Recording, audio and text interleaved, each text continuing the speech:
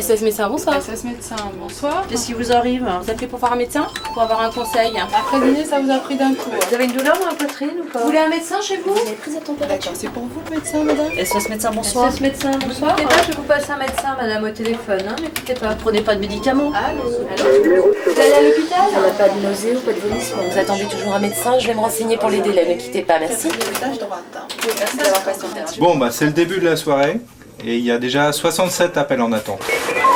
On va dans le 7e pour voir une dame, enfin un monsieur d'ailleurs, de 80, un petit peu plus de 80 ans, qui a une douleur dans la poitrine, paraît-il atypique. Ça peut être évidemment cardiaque, ça peut être des douleurs intercostales, ça peut être, il est peut-être tombé, on ne sait pas, il a peut-être des fractures de côte. Ça on le saura dans quelques minutes, pour l'instant c'est trop tôt. Paris, 3h du matin.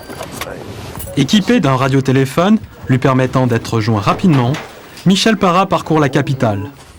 Il se détourne de sa destination en cas d'urgence. Il fait partie des 170 docteurs de SOS Médecins qui exercent sur Paris et sa banlieue. Qu'est-ce qui vous arrive? Ce qui s'est passé, c'est que d'abord je suis en surveillance médicale parce que j'ai un rétrécissement aortique.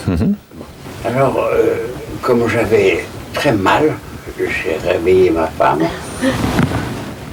Et je lui ai dit, il faut appeler le SAMU parce que j'ai trop mal. D'accord. La douleur que vous aviez au moment où elle était très forte, elle était toujours localisée là? Elle avait pas d'irradiation vers l'épaule, vers le bras, Rien. vers la mâchoire, dans le dos? Non plus. Ça vous... Très localisé. Vous avez déjà eu ce genre de douleur? Non, c'est la première fois. Jamais. Tenez, vous me donnez votre bras. 8 millions d'appels par an. 2,5 millions de visites sur toute la France.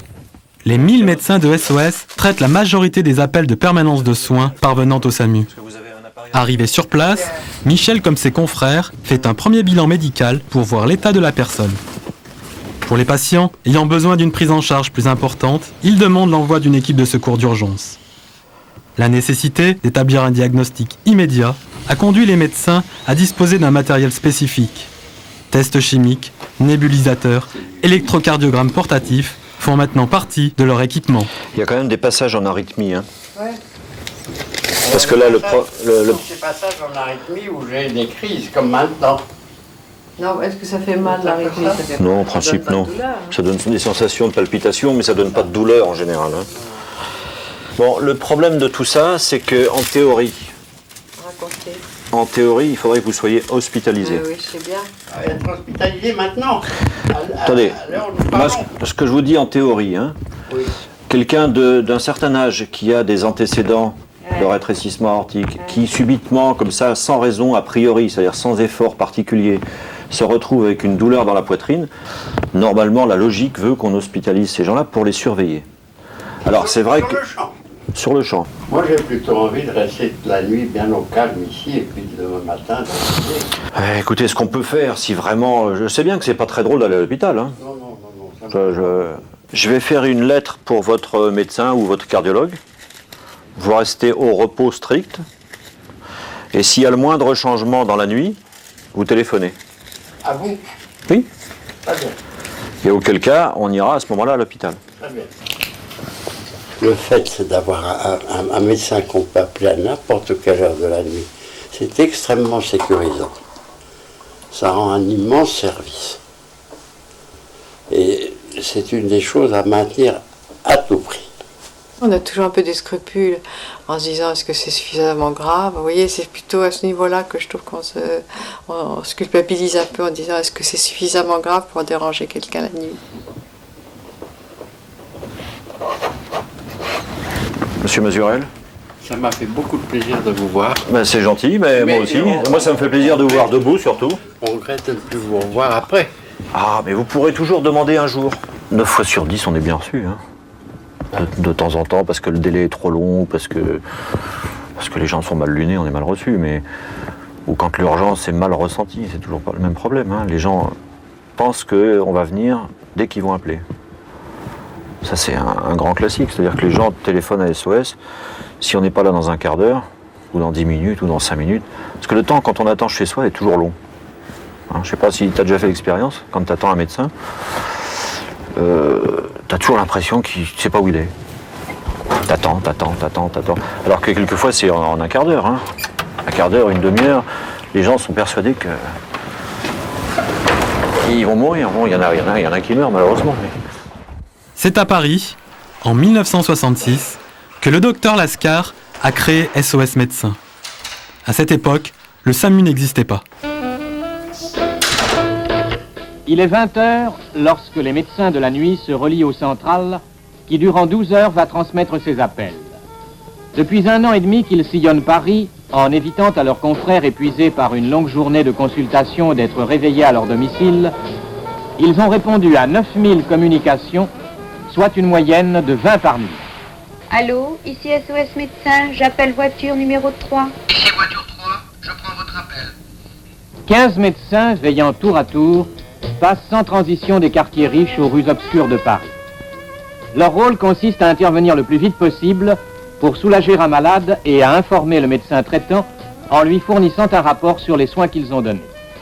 Paris est encore calme et paisible, et dans cette côte mal taillée... C'est en prenant modèle sur SOS Plombier, il y a 40 ans, que le docteur Lascar, que l'on voit sur ces images, organisa le premier service d'urgence médicale moderne à la suite d'un événement tragique. J'avais un vieux patient que j'aimais beaucoup, qui était amusant, intelligent, artiste, et qui avait une cardiopathie banale. Un jour, je pars en week-end probablement, et le lundi matin, on sonne à ma porte, et sa femme, en noir, me dit « il est mort ». Je dis « comment il est mort? Mais qu'est-ce qui s'est passé ?» Il me dit « il a souffert tout le samedi, et je suis venu vous chercher, vous n'étiez pas là ». Je dis « mais il fallait prendre un autre médecin ». Je n'en ai pas trouvé. Quelques semaines après, j'étais jeune, et j'étais avec une superbe Anglaise, mais folle. Il lui prend l'idée de prendre un bain à 3h du matin. Et je sais pas ce qu'elle fait. Elle m'arrache un robinet. C'était très vieux. Hein. Et je m'affole, je ne savais pas arrêter l'eau. Et j'appelle SOS Plombier. 3h du matin. Un quart d'heure après, il vient, il me répare. Il m'arrête les... Alors bon, j'ai dit, l'idée s'est faite dans ma tête. J'ai dit, pourquoi on peut avoir un plombier dans le quart d'heure et pas un médecin? Il faut faire quelque chose. J'ai dit avec une belle formule, on traite mieux les tuyaux de plomb en France que les coronaires. Chaque SOS dispose de son propre centre de réception d'appels, fonctionnant 24 heures sur 24. Les standardistes, formés à la prise d'appels d'urgence, sont encadrés par un médecin régulateur pour faire face à toute situation. La richesse de notre médecine, c'est qu'on voit de tout, du plus bénin au plus grave. C'est-à-dire qu'on est capable d'intervenir sur toutes les pathologies qui existent. On peut aller sur un rhume, c'est vrai que ce n'est pas notre vocation première, sur une grippe, ce qui est notre vocation en ce moment puisque tous les services sont débordés, donc on intervient sur la grippe, mais vous pouvez avoir une crise d'asthme, une crise cardiaque, un infarctus, vous aurez toujours une réponse chez nous, même si effectivement on travaillera avec d'autres services dans les cas les plus graves. Quand je dis médecine, c'est un peu de tout, parce que les visites à caractère social, il y en a énormément. Hein. Les gens qui ont besoin d'être rassurés, les gens qui font des attaques de panique, que ce soit le jour ou la nuit d'ailleurs, qui ont besoin de voir quelqu'un. Et ne serait-ce que de parler un quart d'heure, 20 minutes avec un médecin, ça suffit. Ça lui évite très probablement de passer par la fenêtre dans les 5 minutes suivantes. Ça, c'est très très net. Hein. Je veux dire, dans nos sociétés, il y a un isolement des personnes souvent très très important. Et notre rôle, là, il est plus effectivement social que médical. Allô? Oui? Bonjour, je suis le médecin régulateur de SOS Médecins, donc qu'est-ce qu'il vous arrive? Oui, non mais ça je le comprends tout à fait. Il y a toujours des dangers, surtout votre mère est en fin de vie. Nous aurons un médecin... En quelques échanges, le médecin régulateur doit pouvoir apprécier la situation et établir un diagnostic. Simple propos rassurant ou intervention médicale immédiate. C'est une dame qui appelle pour sa maman qui est en fin de vie et qui a besoin d'injection de morphine. Ce soir, elle ne trouve pas d'infirmière pour lui faire son injection. Mais je lui ai dit qu'on se débrouillerait quand même pour lui envoyer quelqu'un pour soulager sa maman qui est en fin de vie et éviter de mobiliser l'ambulance et le transfert à l'hôpital. D'accord, ok, j'envoie le médecin. Voilà, au revoir madame. Moi j'ai commencé à l'hôpital comme tout le monde et puis je me suis vite intéressé à la médecine d'urgence. Donc je faisais beaucoup de garde aux urgences, à la fois en chirurgie et en médecine. Un petit peu en réa, puis après je suis passé par le SAMU, un peu comme tous ceux qui font un petit peu d'urgence. Puis ça me plaisait bien, enfin, il n'y a pas de routine, c'est ça qui me plaisait. Puis je me suis un peu renseigné auprès d'un copain qui travaillait à SOS à l'époque, qui m'a dit là, si tu veux pas de routine, tu viens faire ça la nuit, tu verras, il y a quand même des vraies urgences. Depuis 25 ans, je suis dans ce cycle-là. Mais on se lasse pas. Ça fatigue des fois, mais on se lasse pas. Les médecins de SOS ne traitent que l'urgence. Leur action est ponctuelle. Ils ne revoient jamais leurs patients. C'est l'une des particularités de leurs interventions. Ils ne sont pas considérés comme médecins traitants, ni comme médecins référents. La nuit, certaines visites sont de véritables bouées de secours pour des personnes confrontées à des situations d'angoisse et de détresse.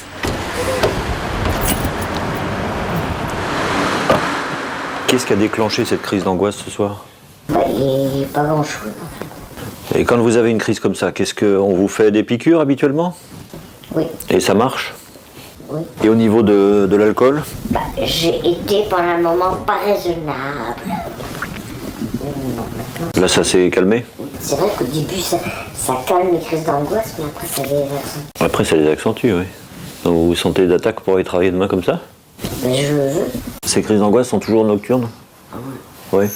Oui, parce que dans la journée, vous êtes occupé à votre... Ah oui. Donc c'est peut-être la solitude aussi le soir qui n'arrange pas les choses. Ah bah, c'est probable. Hein? Mais il faudra voir, de toute façon, si vous refaites des crises comme ça, un peu à répétition, il faudra repasser un petit coup de fil à votre médecin pour qu'il essaye de trouver un traitement un peu plus adapté. Bah oui.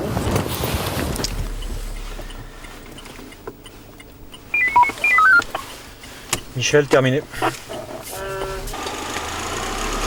Alors ça, c'est un cas très particulier d'une personne angoissée parce qu'il est 2 h du matin, qu'elle est seule, qu'elle a un petit peu bu, pas une grosse quantité, mais un petit peu bu, qu'elle a un traitement antidépresseur assez lourd, qui, quand elle fait une crise d'angoisse, se met à trembler, mais pas plus exactement à trembler, à avoir des secousses des membres, secousses des pieds, des jambes, des bras, à tel point qu'elle arrive, en donnant des coups de pieds, de jambes, de bras, de tout ce qu'on veut, elle arrive à se casser un os. Donc là, on lui fait une injection pour la calmer, déjà pour qu'elle ne soit pas angoissée toute la nuit, et puis d'autre part qu'elle ne se blesse pas. Mais c'est une habituée d'SOS. C'est Paris, la nuit, seul. Docteur Desjardins, du 19 et du 18. Je vais réserver ce numéro 94. Ah oui, d'accord, on va aller accepter.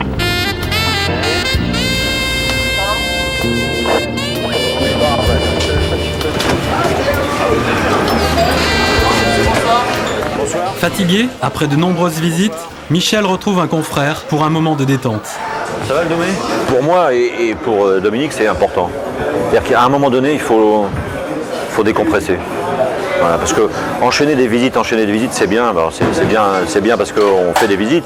Quand il y a beaucoup de travail comme ça, on est tout le temps en train de courir. À un moment donné, il faut s'arrêter. Et surtout, un café, ça prend pas énormément de temps et ça permet de se requinquer un petit peu, quoi, de changer un peu d'atmosphère. Déjà, on rencontre une personne humaine qui est pas malade.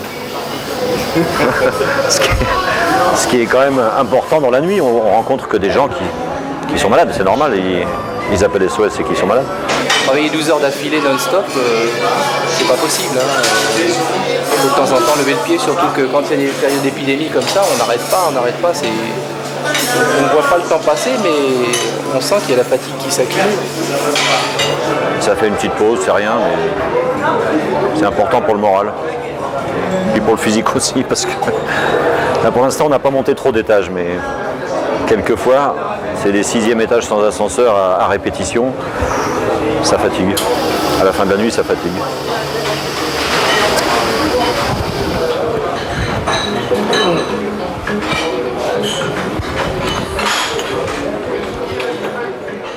Parmi les médecins de permanence, le docteur Elisabeth Mial fait partie des rares femmes qui ont choisi d'effectuer des gardes de nuit. Je pense que tous les médecins qui travaillent la nuit, ils le font par choix. Surtout qu'en plus, quand on travaille la nuit, on ne travaille pas non plus tous les soirs. Donc en fait, on a aussi du temps de récupération, quoi. Ça doit faire à peu près 18 ans que je suis à SOS, donc ça doit faire 18 ans que je travaille la nuit. Vivant en Bretagne, chaque mois, elle passe une dizaine de nuits de garde à Paris. Malgré les risques, malgré l'insécurité de certains quartiers, elle n'hésite pas à sillonner la capitale. Alors là, c'est un enfant qui a de la fièvre. Un enfant de 5 ans. Alors, c'est pour qui? C'est pour ma fille aînée qui dort. Donc, elle est dans notre chambre. On va la réveiller? Oui. Qu'est-ce qui lui arrive? Elle a plus de 39 de fièvre. Donc je lui ai donné un médicament pour faire tomber la fièvre. On doit partir en week-end ce soir. Donc j'ai appelé mon pédiatre qui n'a pas pu nous recevoir, qui m'a dit qu'il pensait que c'était une grippe, mais qui m'a dit qu'il était quand même mieux qu'on la fasse examiner avant de partir. D'accord. Pour voir s'il n'y avait rien d'autre de plus grave. D'accord, eh ben, on va voir ça. Elle tousse ou pas? Non. Tu veux t'asseoir un petit peu? Voilà, comme ça. Allez, on va écouter. On passe par en dessous, ça va être un peu froid. Elle a déjà eu la varicelle. Face à la limitation des actes par les médecins généralistes, la réduction du temps de travail et la saturation des urgences hospitalières, la visite à domicile répond à un besoin de plus en plus grand. Et là en dessous, ça fait mal ici là? Notamment pour les jeunes parents angoissés, pour qui une fièvre importante la nuit nécessite la venue d'un médecin. J'ai à peine un peu rouge, mais bon, ça c'est pas... Ça nous rassure, quoi. On va partir en laissant la petite avec 39 de fièvre. C'est toujours inquiétant. Donc pouvoir avoir un médecin qui nous prenne à n'importe quelle heure de la nuit et de la journée, c'est quand même assez important. Bon, une petite de 5 ans qui fait beaucoup de fièvre, comme on n'est pas médecin nous, on se dit bon, c'est certainement une grippe, mais on ne sait jamais trop ce qu'il y a derrière, donc je trouve que l'avis d'un médecin, c'est important. La nuit, il y a vraiment de tout.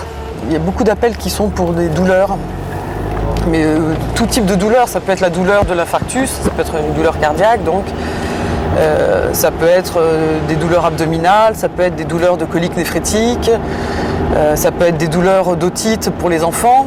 Quand les gens ont mal la nuit, ils appellent. Ça me fait très mal.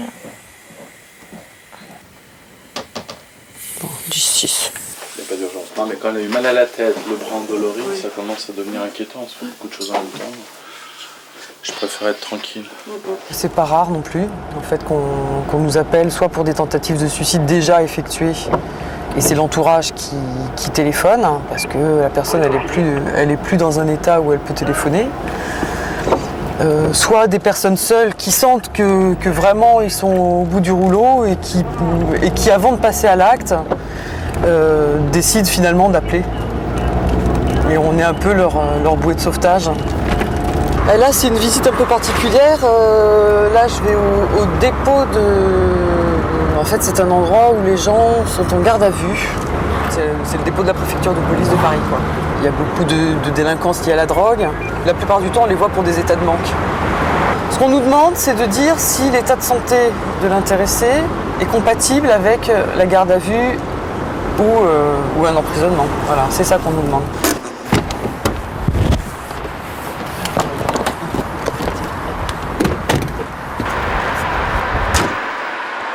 Il est 4 h du matin. Nous sommes à la préfecture de police de Paris, près du 36 quai des Orfèvres.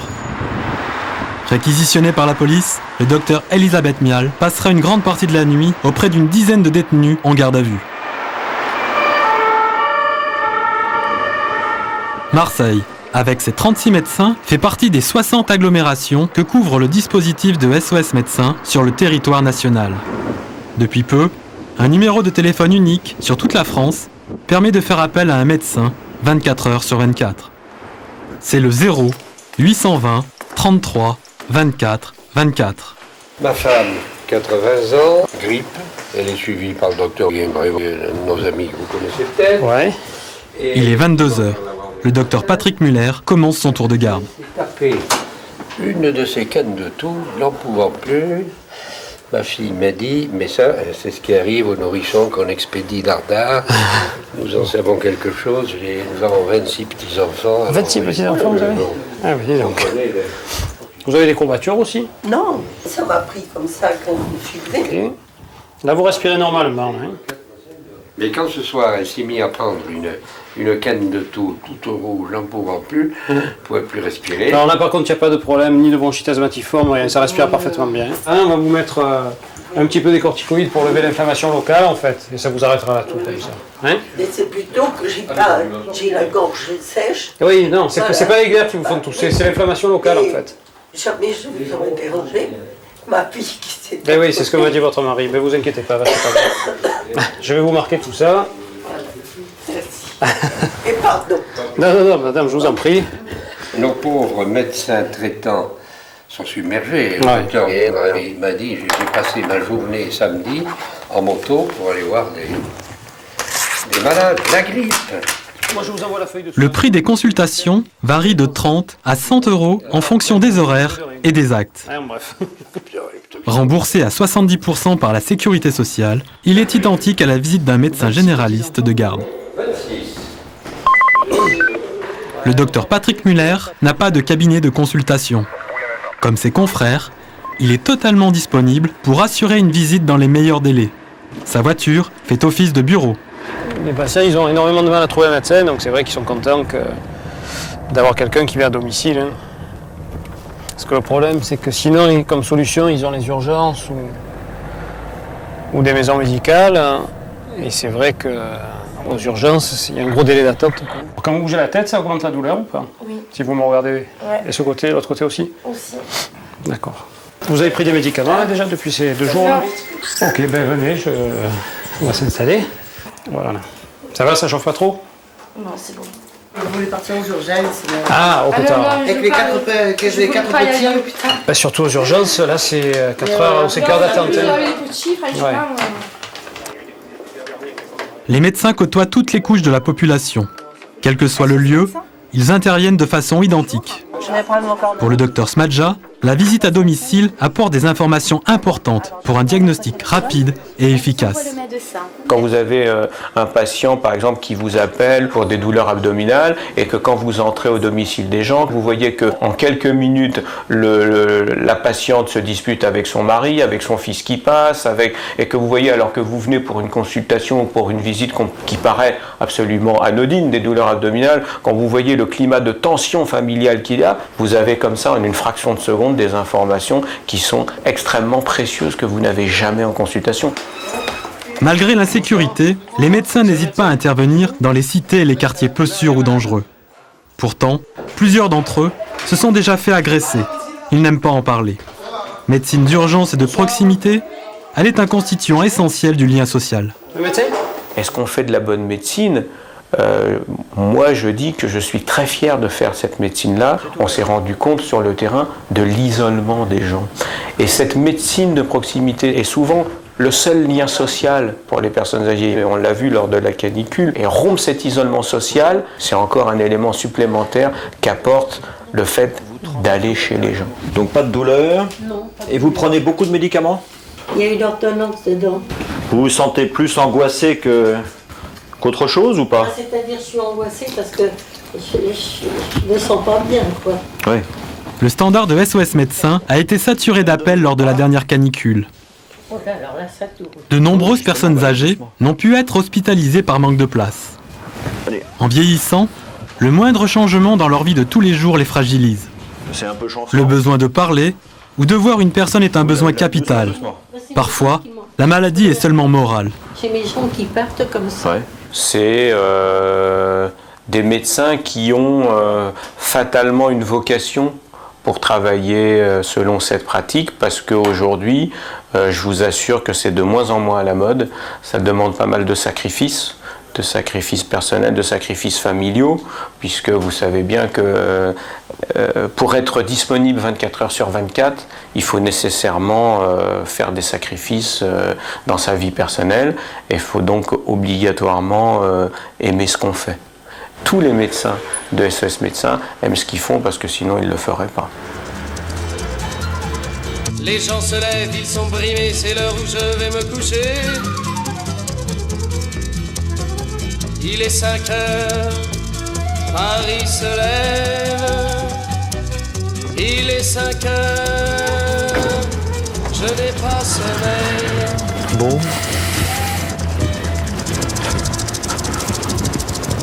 Putain, je viens d'en voir une, la rue Copernic. Oui. Oh là là là là là là. Elle est déshydratée. Une gastro, ça fait 15 jours, 3 semaines qu'elle a une gastro. Pas de gastro d'ailleurs. Non mais non mais elle n'a pas pris ses traitements, rien du tout, tu vois. C'est au petit matin, au milieu des derniers noctambules, que les médecins se retrouvent. Il est 6 heures. Et là, on vient décompresser. C'est un peu une tradition à SOS, en tout cas SOS Paris. C'est que presque toutes les nuits, on vient se retrouver entre confrères et on vient casser une bonne croûte. Voilà, ça permet d'avoir un peu de réconfort après une nuit difficile.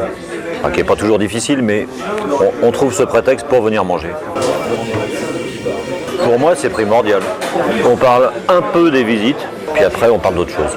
Sauf si quelqu'un a un cas intéressant qui a vu dans la nuit une pathologie plus intéressante que d'habitude, pas des grippes ou des gastro, ben on en parle. On voit un petit peu ce qu'il a fait, ce que nous on aurait fait à ce moment-là.